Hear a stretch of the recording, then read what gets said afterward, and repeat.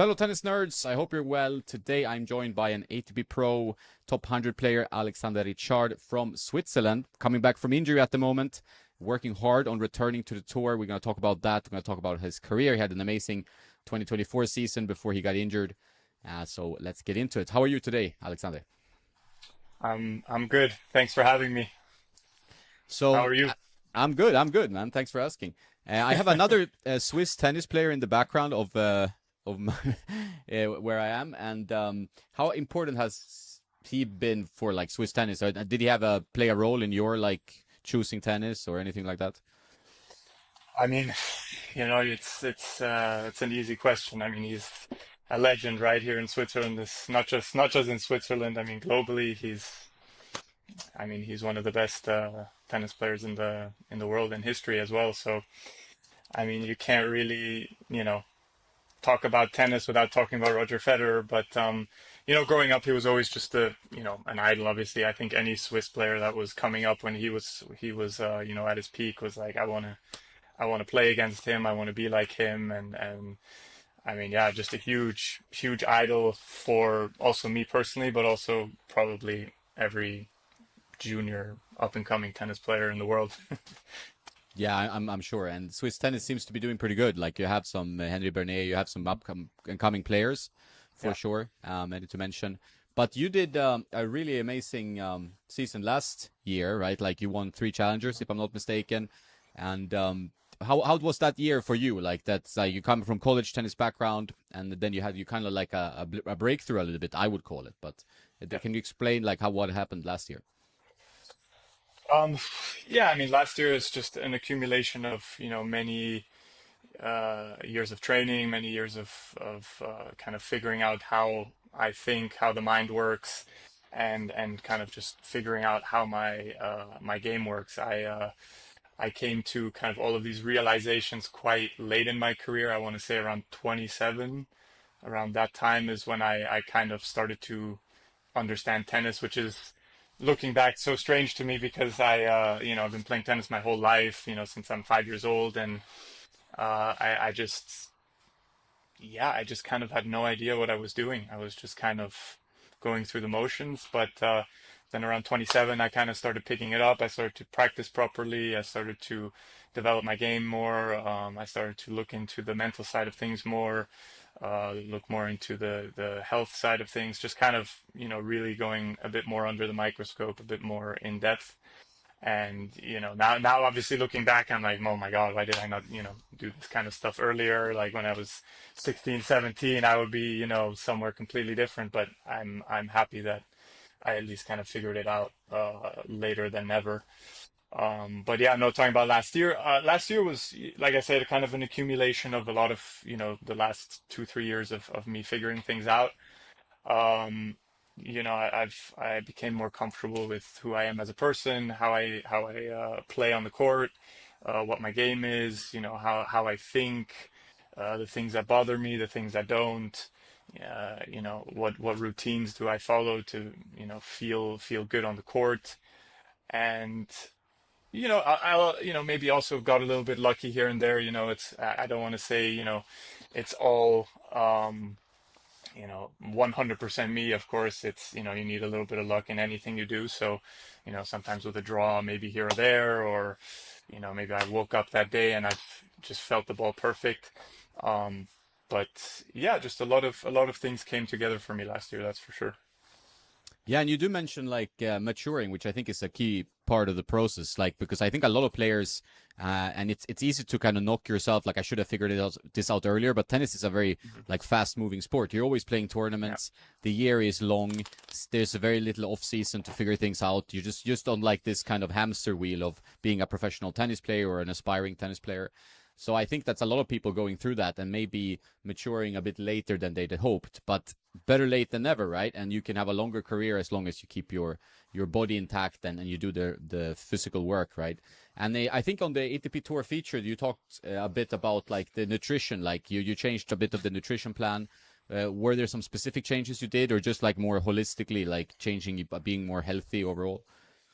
Um, I kind of, I have a bit of a in that sense an interesting body. Maybe it's just my body type. I'm very slim. I'm kind of a slim frame, and I can eat and eat and eat, and I don't really, gain weight, and I struggle to, maintain or gain weight, and the that also has, and I've also struggled with cramping. I've had a lot of over the years. I've had a lot of like cramping issues, and I was like, Jesus, where is this coming from?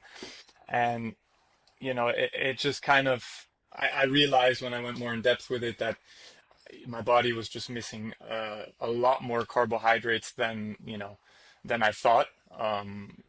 Which in a way now is, not surprising, but back then I was like, oh, I thought I'm eating a ton, but it was more during the matches refueling my body because, with the stress in a match with the stress and all these other things that come into play that you can't simulate in practice, your body, burns more things of whatever your body is susceptible to. So for me, it was a lot of carbs, it was a lot of salt. So I just really focused on eating more throughout the day, eating um, close to my matches, specific meals that help me feel good and ready. And then also during the match, make sure I eat enough and drink enough and have enough of the right stuff so that I feel energized till the end, basically. But if in that sense, I didn't change, like, I don't want to make it sound like, oh my God, I changed it like Djokovic and I am very like dedicated. I still eat like I normally do, but just, I cut out some things and I just basically maximized some other things, and it's been working for me because I feel really good, really good. Yeah. That's amazing. Yeah, I think there are many factors that make a tennis player, and sometimes we get lost maybe in like, okay, it's all about how I hit the ball and power and your game plan and all that. But like nutrition, you mentioned, and understanding your body type and like how you burn. Like if you burn a lot of energy, then of course you need a lot of energy. And I think one thing you pointed out is very important is that you cannot replicate the stress of matches on a practice court. So that's like a key thing because people think, oh, but I'm feeling fine when I practice for 2 hours. But a match, you're like under some serious stress and nerves, especially if you're playing for prize money. So I For think sure. it's a different thing.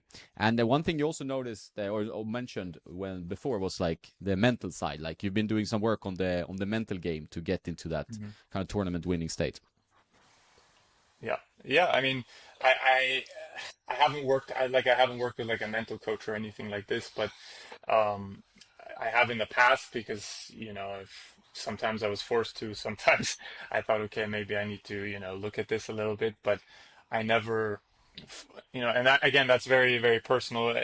Everyone has to know this for themselves. It kind of goes with knowing yourself.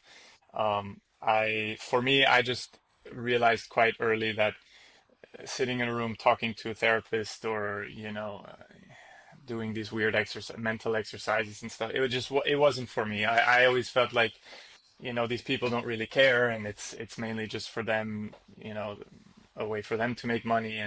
And I also felt not just that. I mean, I know it's a legitimate profession and that it can help a lot of people if that's what you think you need, but for me, I just never fully bought into it. I think you really have to fully buy into things like that for it to work. Or maybe I'm also open, like maybe I haven't like met someone who can, who's really been like, oh wait, what he's saying or what this person is saying makes sense. But for me, it was more a road of self-discovery. I started reading a lot of books starting at 27. I used to hate reading and never read a book in my life.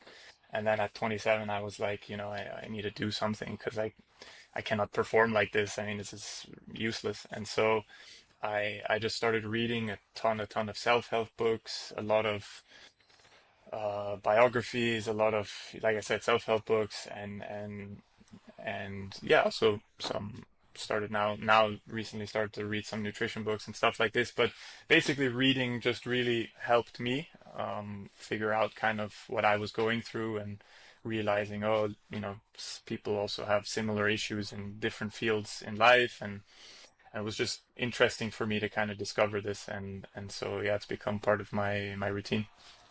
That's amazing. Do you have any recommendations for self-help books or things that help for you to perform better? Or maybe you don't want to give it away to your opposition. I mean, they're not secret books. I mean, everyone, they're the ones everyone knows, I think, in that department. But the one I just kind of started now is The Inner Game of Tennis. I think It's a this is good a one. popular one. A lot of people know this one. Yeah. So I just kind of started that one, and then I read a little bit of Flow, that book from a little bit of that. That was pretty good. And yeah, so right now I'm with that one, and then when I'm finished, I'll find something else. Yeah. That's great. I think reading also helps a lot to kind of. I mean, it makes you think more like internally as well of what your process is, and I think a lot of people don't read these days. Like that's an issue. You're always looking at the Instagram and or YouTube, but it can't really maybe do everything that reading a book does because it gives you more time to actually think about what you're reading. So it's more you're more in the moment. So I think that's it's excellent advice, and those are good books. I've read them as well, and it's something you can really work on. Do you do any journaling? Like, do you write down, like, analyze your matches with in a book or like on a computer? Yeah, I mean, I started that too. When I was like 27, 28, I started to kind of just write down my thoughts and how I'm feeling during matches. Uh, yeah, I just realized that keeping all these things just locked up in my head is not good. So I found ways to just let it out in a sense and just kind of have a picture of what's going on in my head. And funny enough, it's to me, it's not as scary as it is in my head when I see it in front of me. So yeah, I do a ton of that. I do it um, pretty regularly. It's also kind of part of my routine, and um, I just use it to stay organized. I write down my practice plans and what I need to work on, and just sometimes how the day went, stuff like that. Taking notes. That's it. Cool. So now you've been injured for a while, and that must have been very frustrating. How have you dealt with that? Like, what's been the situation with you having to spend so many months like not playing tournaments? Yeah, it was long. This one's been really long. I mean, I got a bit unlucky. I had like uh, like it was something rare I have in my shoulder. I had like a muscle tear in my tricep area back Mhm. here, and then that the muscles around that area started to compress on like a nerve. And so every time I was hitting a ball or serving it or doing a pull up or something in the gym, it was just every time just shots of pain, and I was like, fuck, I can't, can't really, can't really do anything here. So and it started early. I got it in February, like the first week, just like the week before Davis Cup, I was supposed to play, and then I got this thing during practice. I just hit a serve, and it was just like, oof, this is bad. Um, looking back, I mean, I most likely I was probably overtraining. I had some signals that were telling me, hey, like take a rest. I had just played in Portugal for 3 weeks, or yeah, I think it was 3 weeks, and had like some tough matches, and was practicing a lot, and didn't really take a break because I felt very energized and motivated because I'm like close to, at that point, I think I dropped out of the top 100. I was like 120, 115, something like that, but have nothing to defend until around this time. So I was like, okay, I can use this to kind of establish myself maybe within 80 or 90, and then kind of, move forward from there, and just got a bit over motivated, and then boom, I overdid it, and that was it. And it was a bit of a rare thing. It was a bit of an unlucky location, and it's kept me out for, yeah, about 6 months now. Yeah, I mean, I tried to kind of play here and there to kind of see if it gets better with playing, and it didn't really, it kind of just got worse. So that was annoying. Yeah. It's interesting that part because like I think the ranking system of tennis is devised by the devil sometimes. Like it's just like it stresses you to overplay because like you need the points and I have points dropping. I need to get into, especially if you're like in that hovering around like the Grand Slam quali or not. If you're in directly entry or not, that's one of those key positions in the rankings. And is that something you have to think about a lot, like as a player, like the stress of the ranking of getting points all the time? Yeah, I mean, for me, that was a big thing at the start of the year. I mean, that was the main reason why I did not go to Australia in the first place, because I skipped Australia to go play the three tournaments in Portugal. And, I didn't do bad. I quartered twice and then lost to Alexander Blocks in the third one in three sets, and he won the tournament. So it's not like, I started the year off terribly, but I did put a lot of pressure on myself pulling a move like that because, I was like, if I win one, I'm there. Now I have, we're here for French Open main. So I was definitely putting a lot of pressure on myself in those 3 weeks, and it didn't it messed with my head big time. I mean, I was just kind of points hunting and getting really frustrated when things weren't going my way, and yeah, just kind of spiraled a little bit there. I kind of uh, looking back now for no reason, but I at that time I was like, I need to win one of these. I have to like get through here, or if I don't win one here, I need to do good in the next tournaments or something. So I did put a lot of pressure on myself because like you said, at around this time I have a lot to defend, and so if you don't take your chances when you can, I feel like you just gotta keep going and try again until you get to that point again. But the same way it can take long. It can also go quite quick. If you play really good in a bigger tournament, then you know obviously you jump further up in the rankings faster. But it's never that simple. No, it's a complicated part of being a pro because you're always having to consider the rankings and the points, and and also like that affects your travel schedule a lot. And like you need to be ready to, hey, I need to go there now, play this, or now I have to go there, and yeah, where can I get in with the ranking and so on. Like how much of headache is like the traveling planning? Like, do you do all this yourself, or you have someone helping you out with all this planning, where to play, when to play what? I do it myself. I look at it this way. It kind of comes with knowing myself. I give myself a set amount of tournaments to play within a set amount of set time window, and either I do well or I don't. But regardless if I do well or if I don't do well, I then take the time to kind of recalibrate and train. I'm not one of those guys that can play 10 weeks in a row or 7 weeks or even five. I mean, for me, I'm a 3 week guy at best, and then I need 2 weeks off, or I'm gonna go crazy. So I and I know this about myself, and I accept it, and I need to schedule myself in a way that I know I'm the most motivated and the most ready to play. And for me, it's that way. So I just pick, you know, like you said, with the rankings, sometimes it's a bit difficult to schedule unless you're like really within the top 100, top 50, where you just have those set ATP schedules. You know where you're going to get in for sure and where not. Um, but yeah, so you pick. I pick some, and sometimes that just comes with the territory. Sometimes I pick a tournament that's maybe not the right tournament. Maybe I would have gotten into a 250, but I'm playing a 75, or I would have, but I can't control that. I don't know who's going where at all times. I just know where I want to take a risk and where I don't, and that's it. So I kind of approach it that way. Yeah, you have to be a bit analytical, and I think it's good to know yourself. Like you're saying, okay, how long can I keep my professional drive going? Like if it's 3 weeks, 5 weeks, 2 weeks, whatever. But it's just good to know because then you're like, okay, my tank needs refueling, so I stop for 2 weeks, going back home or something, just to get Yeah. yourself back in space. How difficult is it for you to always be traveling around? Like, do you like it and not be home? Because that's one of the things that is part of the tennis playing life. I I don't like traveling. I don't like flying. I don't like traveling. I'm really not into that kind of stuff. I just like playing tennis, and that's just part of the job. Everyone has a job, and everyone has a part of the job they don't like. For me, it's that.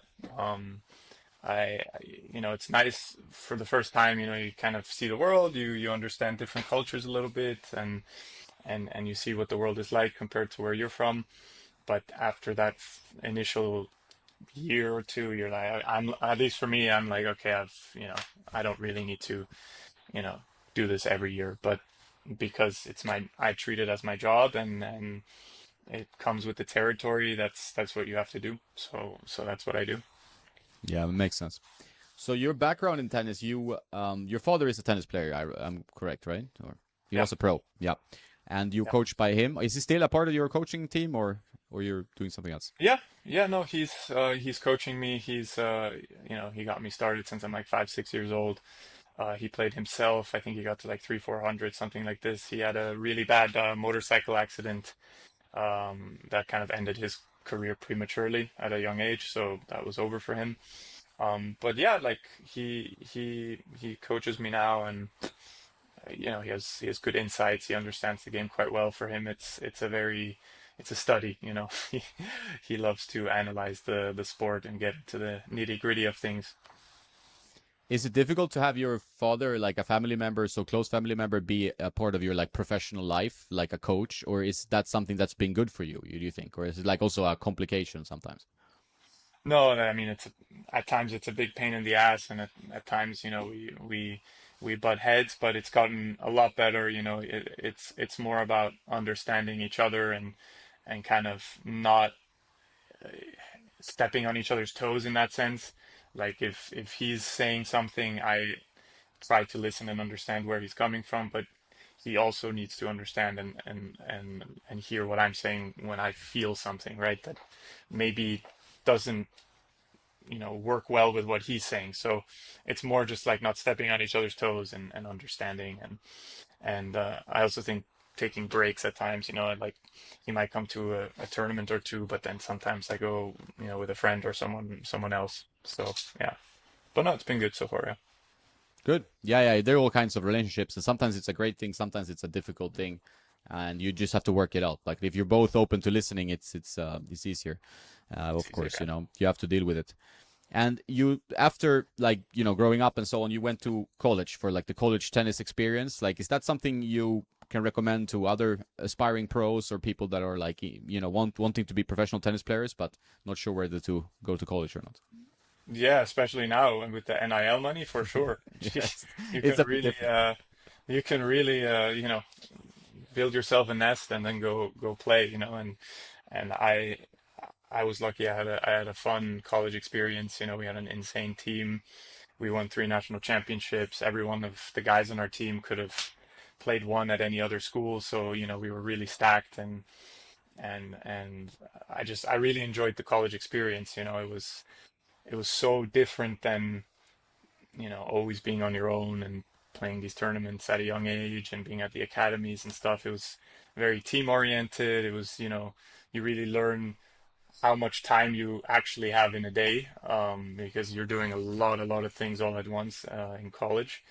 And yeah, I feel like you just learn a lot also about yourself. You just learn a lot while in those scenarios, and I feel like you mature quite a bit there too if you're someone that's more childish, and not, doesn't have like a robot mind like Sinner at 15, so it's definitely, I mean, especially now with NIL money, now that you can make some money and all of that, and you get a free education.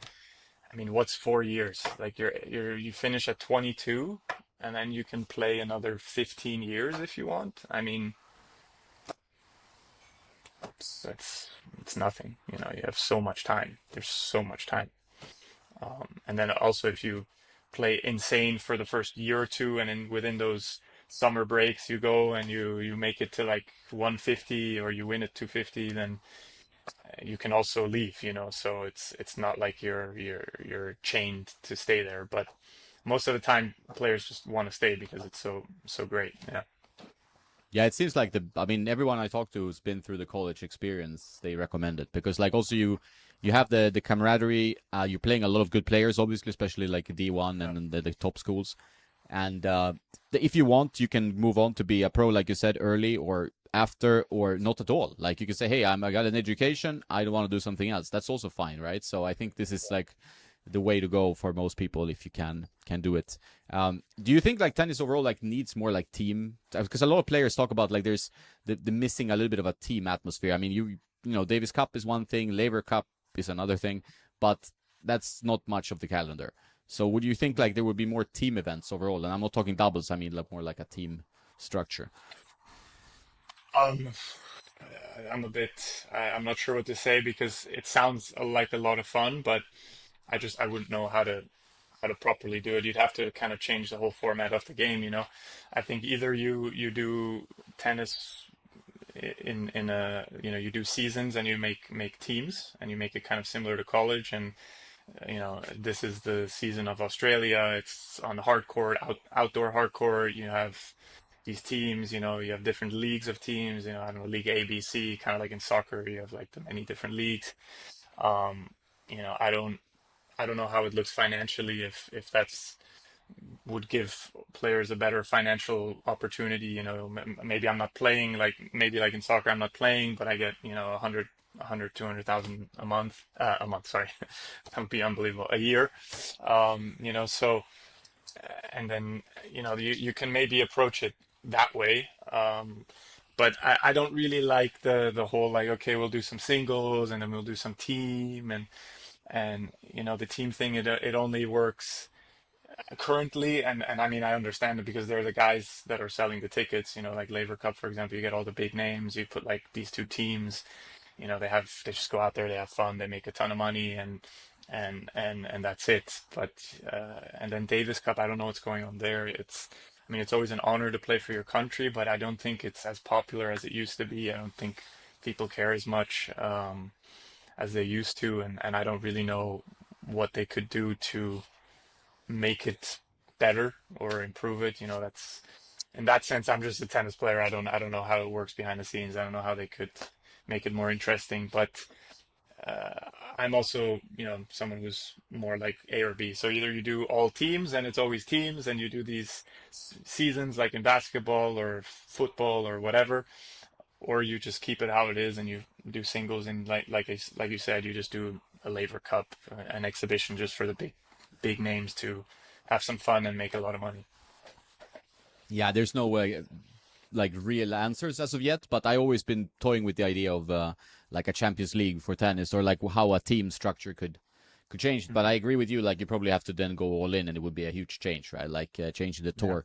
And the interest in tennis seems to be good. Like overall, like I feel like the interest in tennis is as high as it's ever been. Pretty much when you travel around to tournaments, like this, they sell out. As all the slams obviously sold out, but what's your feeling there? Like, is tennis doing well, or is it like when you're traveling to some tournaments, there's no crowds, or what's your feeling in general, like tennis as a sport? I think it's doing well. I mean, you know, some places the crowds are more plenty than other places, and you know, obviously the big tournaments are always, you know, doing well in that sense. I'm just guessing based on what I'm seeing. I don't know the numbers.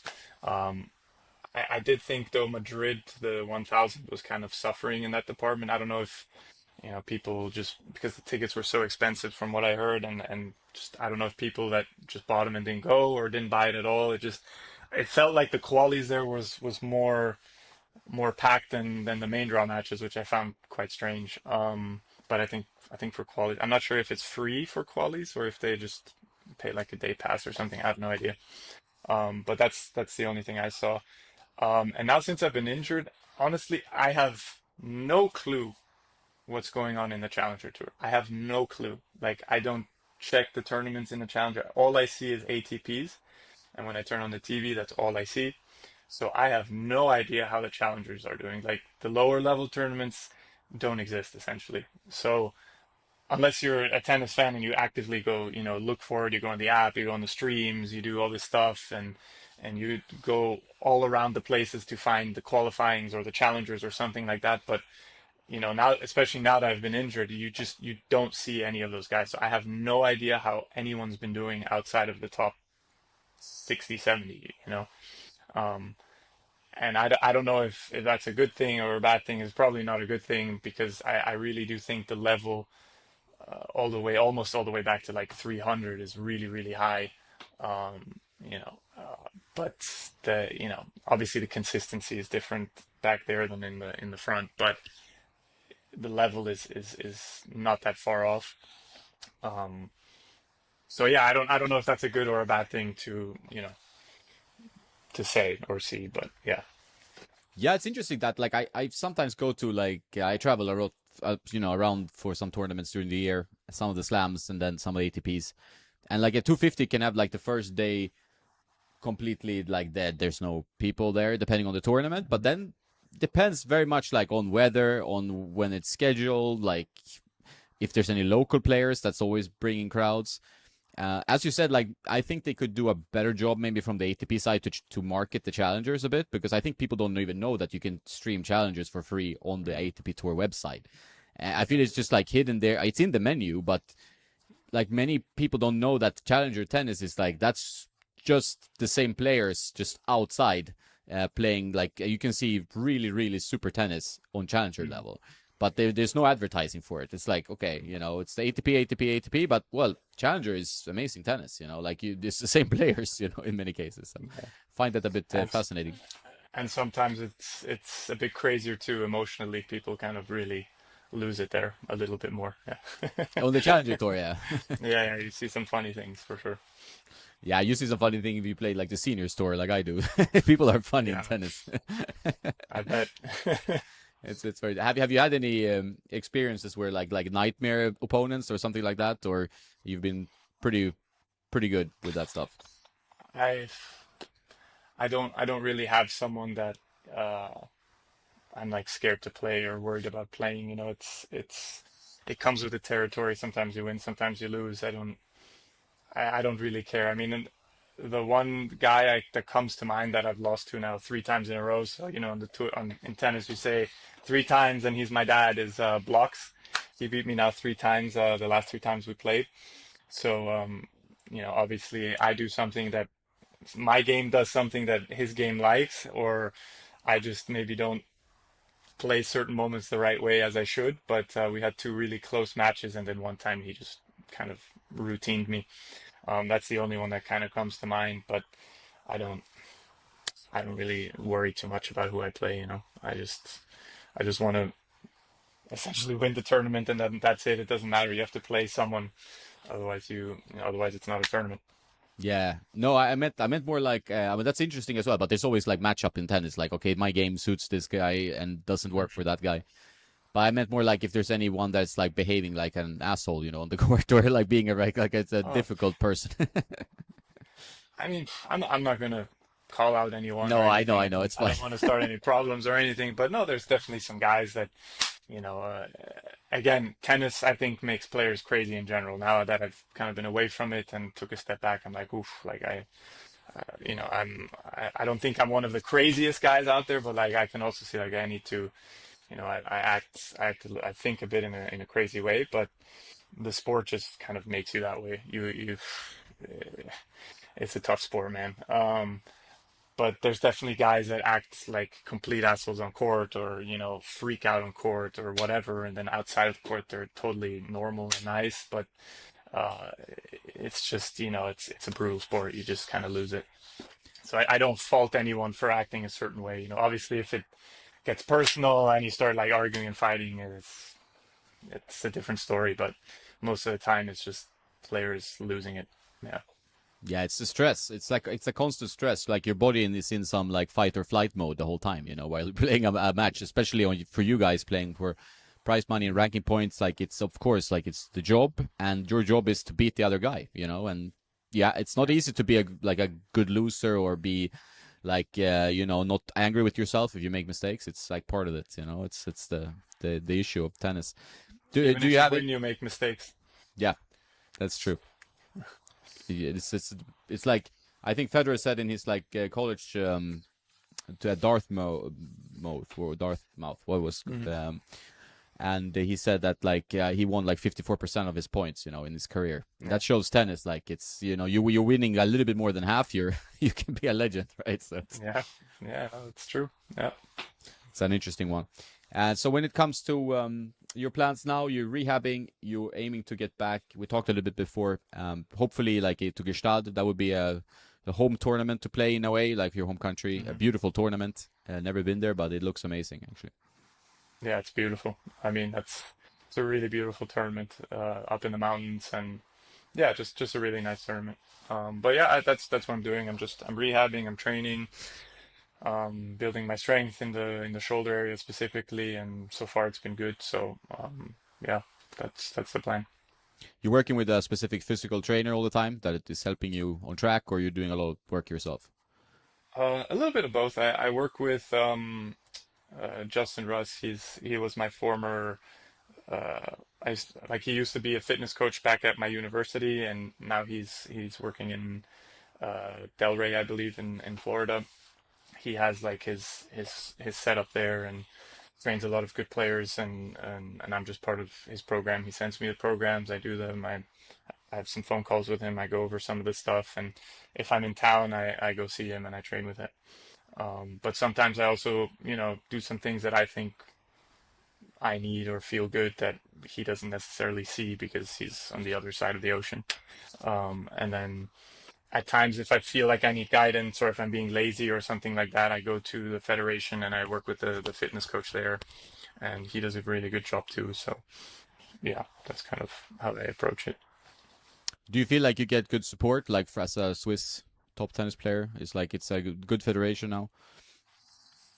Yeah, I mean they do the best they can. They have uh, they're more focused on younger players and investing in younger players. When I switched from the US to Switzerland again, they supported me quite well.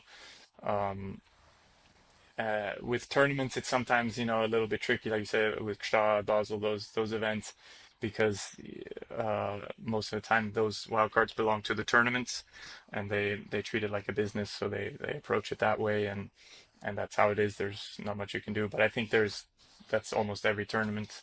I think in Madrid also they gave like one wildcard to one Spanish guy, and the qualies or main draw. It was kind of, I was like, whoa. So they treat it as a business, so the federation doesn't have much power there. But if you need to some place to train, if you need some help locally, they can help you. But uh, that's all they can do so far. At least for me, they that's all they can offer. Yeah, we got in touch a while ago due to some racket testing situation. Like, so where are you with your with your racket and strings? Like, you're a head player, I know that, Mhm. but you've been experimenting a little bit with your setup. Yeah, I mean the main thing was just the shoulder. My shoulder was hurting, so I was just playing around with a bunch of different rackets. And I was like going crazy a little bit. I was like, what can I? Maybe it's the racket and my arm's hurting, but it was just I felt like a combination of a lot of things.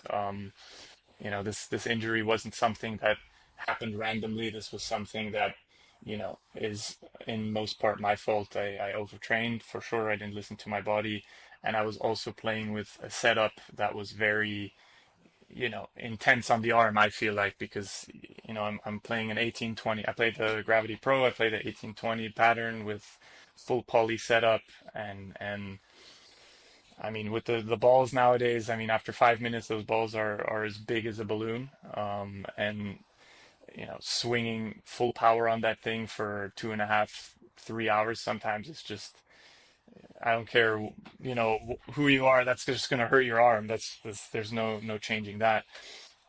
Despite regardless of the fact that I played really, really well with that setup last year, I just realized that, if I want to play another 5, 6 years, if I want to, even if I just want to take my game kind of to another level, I need to do some equipment changes because I just felt like,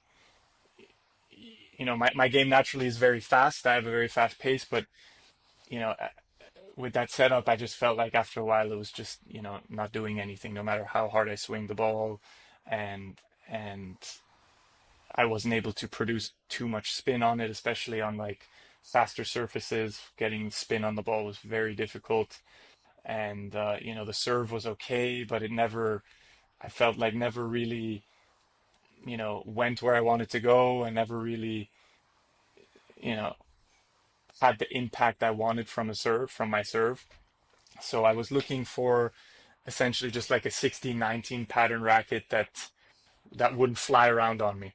So I started just testing around, and the extreme was a little bit too extreme for me. That thing was just all over the place. I tried the 1620 gravity. That one was also too crazy. and then I started playing around with the Radical MP, and I was surprised that that it was a 1619 frame and the ball was not spraying on me. So I was like, oh, wait a minute, maybe we found something here.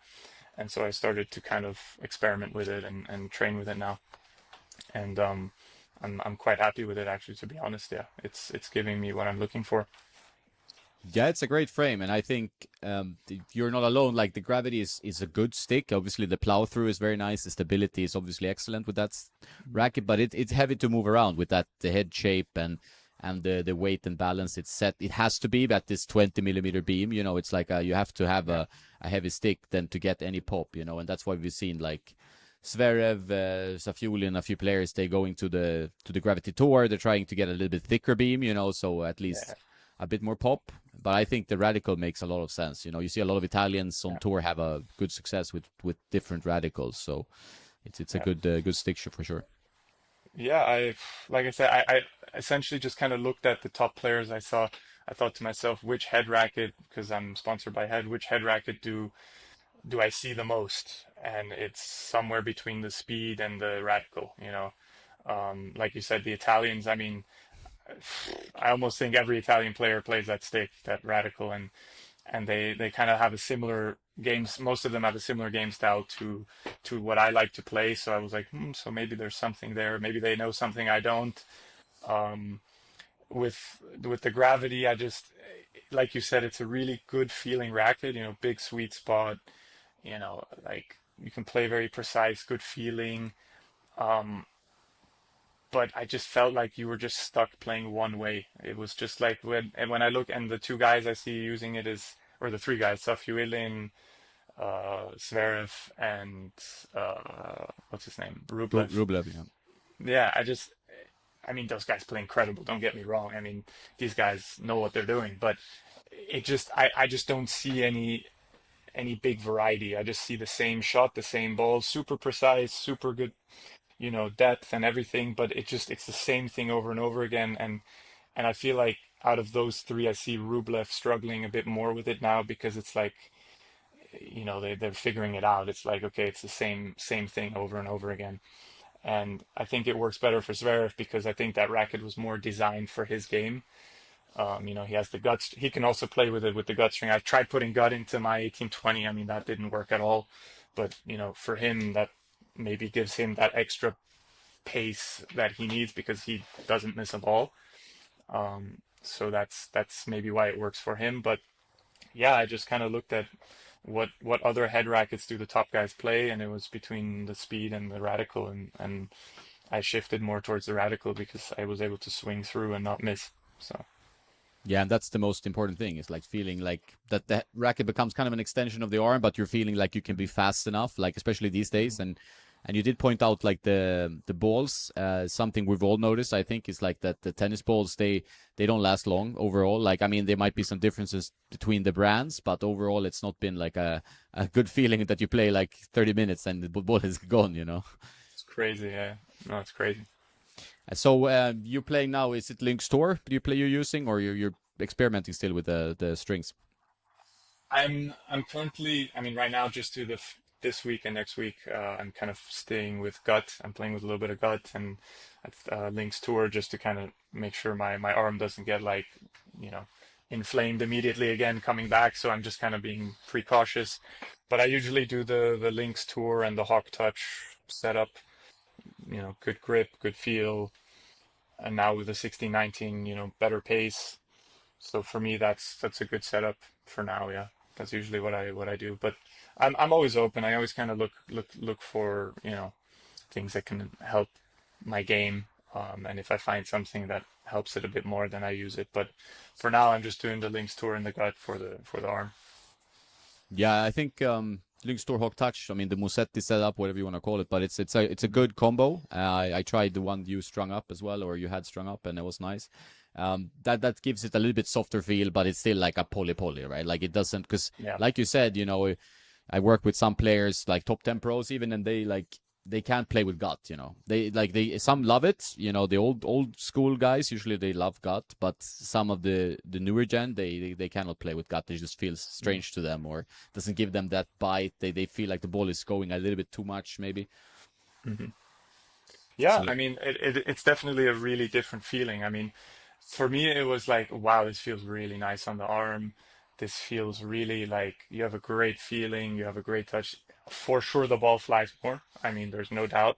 But um, I think it's just something if you want to make that change, you need to have time. Like I have time now, but and you just dedicate to it and you just trust that what you get out of it is going to pay off long term because tennis is a long term thing. But uh, it's difficult to commit to something that's not working immediately if you're healthy and you're playing every week and you're used to a certain setup for years and then you suddenly play something that's so different and it doesn't work. Obviously, it's not going to work immediately, and you're like, oh my God, this is terrible, right?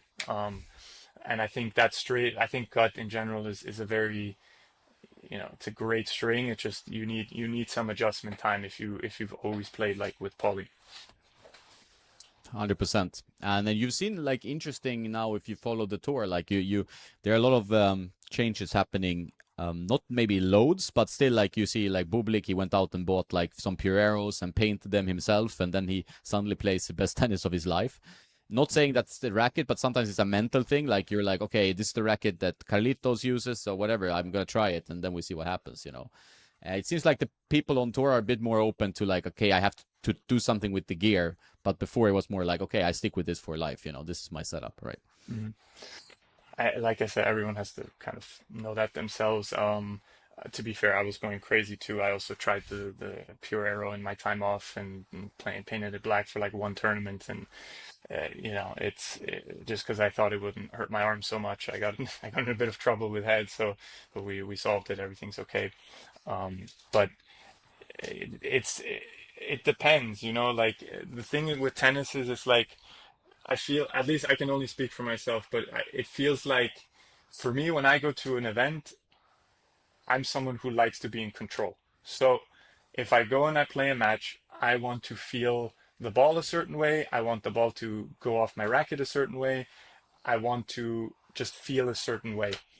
And the thing with tennis is that it's just chaos. The Pro Tour is chaos. It's just chaos because, and I'm not saying in a sense that like everyone's crazy. I'm saying like you go and play maybe a week really amazing because everything lines up, the racket feels great, the sun is shining perfectly, the court is exactly bouncing how you want it to, there's no wind, everything's great, and you maybe win the tournament. And then the expectation for you is to go out next week and feel that exact same way with the exact same conditions and everything.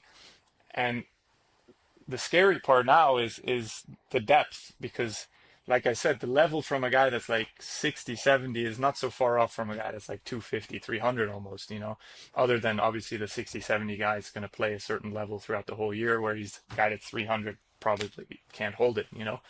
But the depth is scary. So even if you win that tournament, the next week you got to play the first round and you're going to play a guy that's hungry, that knows how to hit the ball, and you can't expect to just go out there and cruise, right? And on top of that, the conditions are different, the racket's going to feel different, the wind is different, the everything is different, and it's just that you just feel like you went from something you had good control over to something now is like everything's chaos. Now it's like what's happening? And as a player, it's like, the ego is a big thing. It's like, okay, I'm so good. I train so much. I do so much, and I'm professional. I just won a tournament. Like it cannot be me. Like it cannot be me. It cannot be my mindset. It has to be the strings. It has to be the racket. It has to be my shoes. It has to be something because it's definitely not me. I am who I am.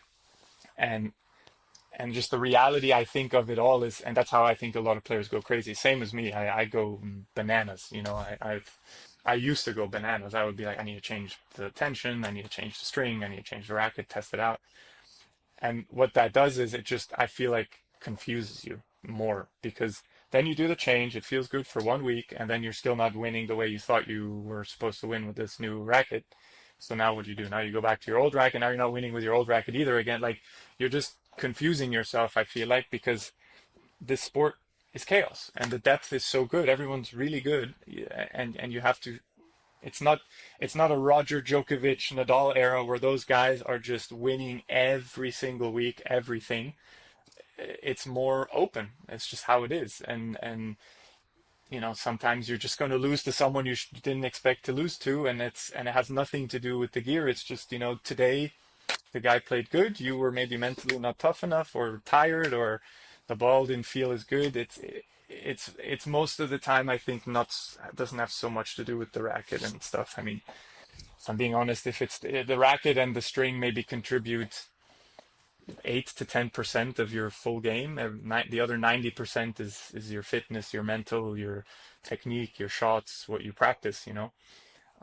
If you really want to make a change, then maybe change at the end of the year, or if it's something where you put it in your hand and within the first 5 minutes you just know, oh, this is it, then, but then stick with it, and get good with it and tweak it. I that's just kind of my take on it now after having kind of this time away.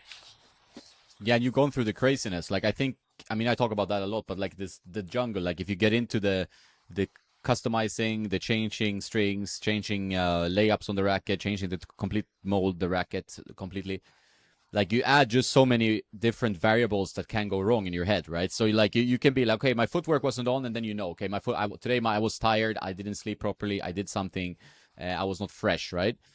Or my opponent's game was just too good, or just very annoying. I don't like these guys that play like this, and but then if you add the racket to that combination, you always have that excuse, right? Like, so you don't, maybe you lose a bit of objectivity because you're like, if I had a bit more power, I would have beaten this guy. Like that's it, but it's maybe not, because it's on the day, right? Like tennis Yeah, happens one day, the next day it's a new thing, like a new match, new tournament, new things happening, right? yeah, for sure. Yeah, I mean that's kind of what I've come to realize. I mean, like I said, it depends. I kind of ask myself the question now: why am I changing? What's the reason? Is it to help my game, or is it just to change to change? It's tough, because especially those guys at the top, when they have a lot of pressure. All eyes are on them. They always have these expectations. They need to win every week. And then they, show up and they lose to someone they think they shouldn't lose to, and they feel great playing maybe, but maybe, the conditions are different, or the other guy just had an on day or something.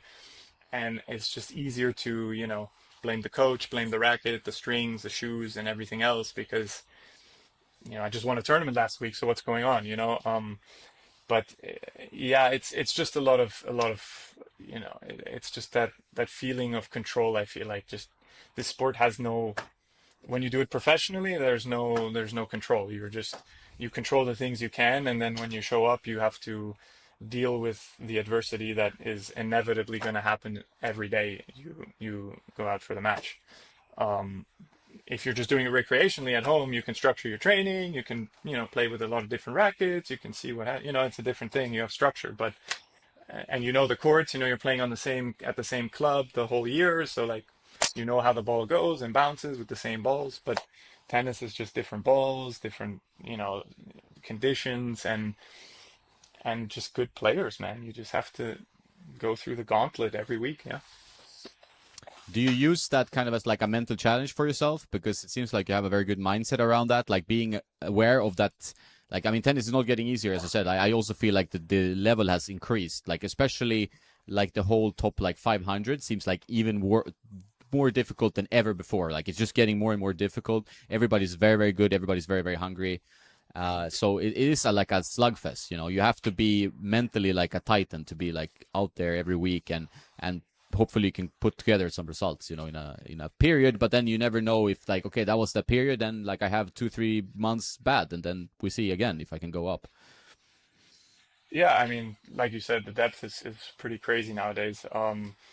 It is a slugfest. I mean, you have to fight for every match, but I feel like, the perspective isn't, there's a different way to look at this, because kind of like we said, you win a little bit more than half the points, you're a legend.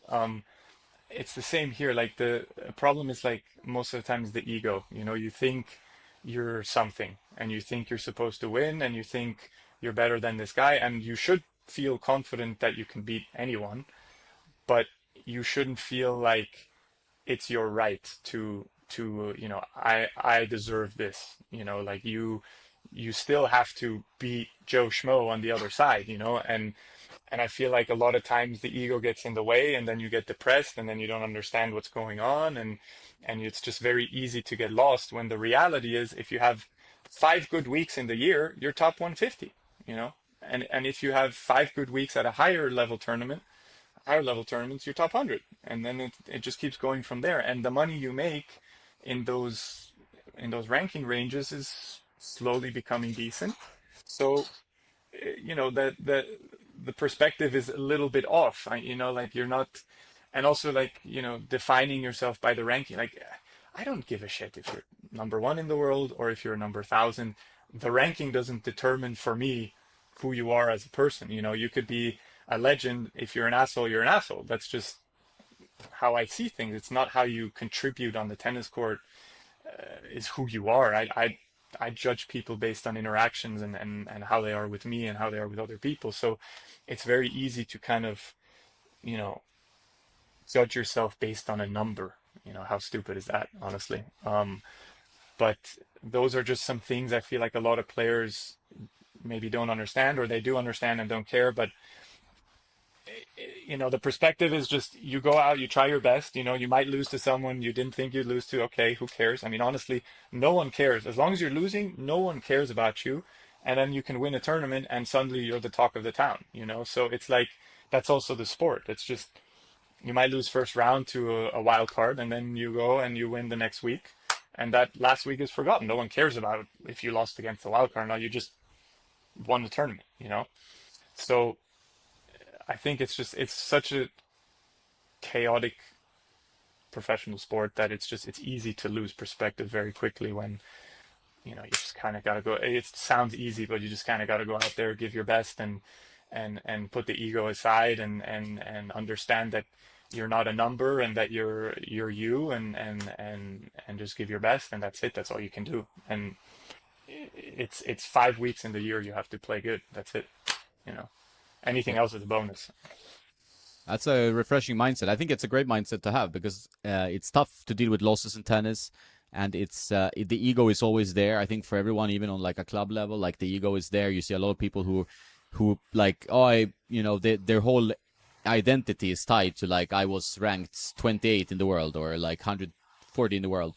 And you're like, that's just like saying the same with money. You're like, okay, I'm a millionaire or not. Like, that doesn't define you as a person, right? So, but in tennis, it's a game because you need an ego and you need confidence. So you build that up over many years. Like, oh, I'm beating a lot of people. I'm a good junior. I'm then on the tour or whatever. And then maybe the ego gets too big, right? Like, there's a point of like, this maybe should have been cut down a little bit, where you have to kind of manage your ego all the time. It's a complicated balance. Yeah, I mean, it depends. Like, it's hard to tell someone to pull their ego down if they're winning everything, right? Because it's like, what do you mean? I'm winning everything. Don't tell me to pull my ego down. But uh, it's just, tennis is a narcissistic sport. You have to be selfish. You have to think for yourself. It's just how it is if you want to be good. And in a sense, that sucks, because it's like, you don't really. It's difficult to build lasting relationships like that if you're tuning yourself into be a narcissist for the next 15, 20 years on tour, because that's all that's all you've been trained to know, and you're getting success from it, and all of this. So it's very difficult to be everybody's friend and at the same time win everything. It usually, I at least I haven't seen it work yet, on tour. But that's just how it is. Maybe, like you said, if we do a team setup, it's a different story, right? Because now we're a team. Now it's a different environment. But just how this environment is cultivated, they also just, the social media of the ATP, or any of the tennis bodies, they pump up the winner so much. Like, you see it in every post. They say, oh, at whoever won. They never mention the loser ever. So it's like, they put you so high up that it's very easy to think like, oh my God, I am the shit. I am this person, right? And you are and you aren't. It's like, like I was 99 in the world. I still go to my club and the ladies show up 5 minutes before the hour is over to kick me off the court, and they don't give a shit if I'm 99 or if I'm a great player or a bad player. They just, hey, we have the court, go wipe it down and get off our court, and that's just life. That's the reality. And when you're finished with tennis, like no one's gonna think about you twice. You know what I mean? It's just so sometimes so out of perspective. Again, it's crazy, but that just comes with how the sport is structured. You need to be focused on yourself. You need to be delusionally confident in yourself, and you need to market. You need to go on the social on your platforms if you want brand deals and all that stuff. You need to like tell the world every day of the week when your stories or when you're posting of how great you are, because otherwise you don't get a following, right? Otherwise, people love success, so they want to follow the guy that's or the girl that's like, posting how great they are every day. So it's just how the beast is built, and it can it comes down to being self-aware and understanding that.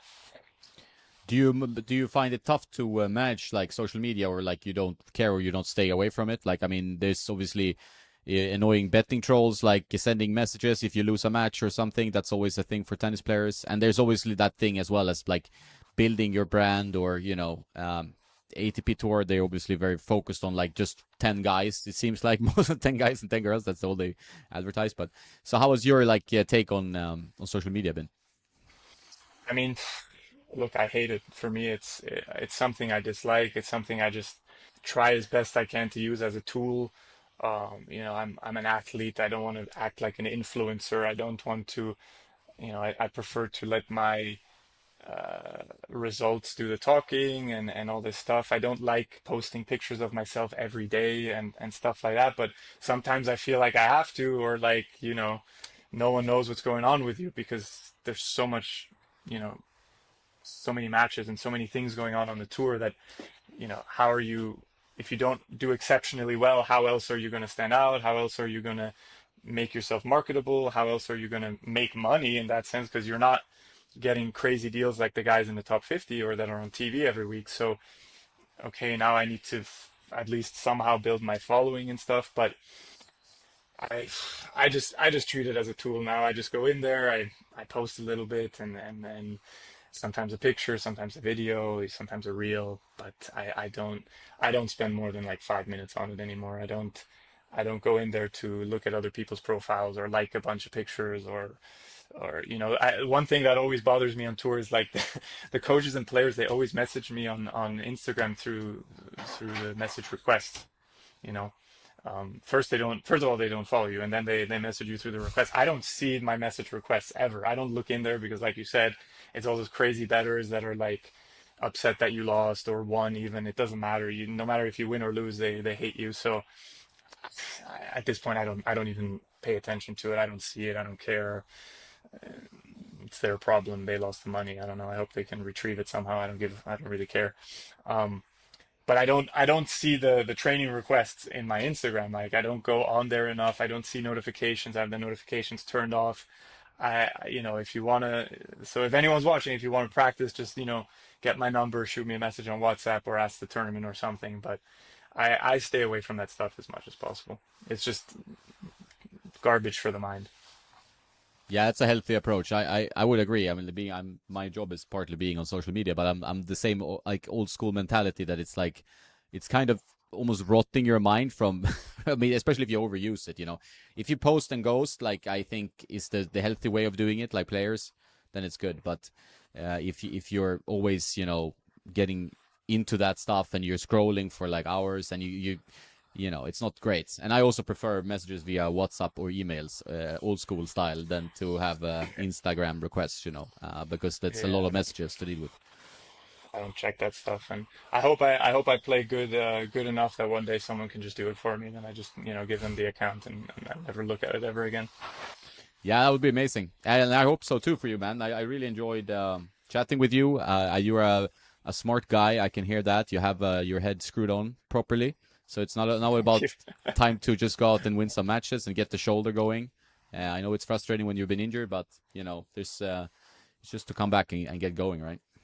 Yeah, for sure. Just one step at a time, and I'm just happy at this point to play again, and I'm looking forward to it. And Yeah, thanks for having me. No, this was a fun talk. It was nice to meet you, and kind of thank you for letting me test play the radical. For the people watching, if you didn't know, I got it from this guy. So yeah, but no, thank you, and looking forward to maybe seeing you in Spain sometime. Yeah, yeah, for sure. Anytime you're here, it would be nice to catch up in person. And For if I'm sure. at the tournament where you are, I'll come and say hi, watch your match. Thank you. Yeah. Thanks, Alexander. Take care. Thank you. Bye.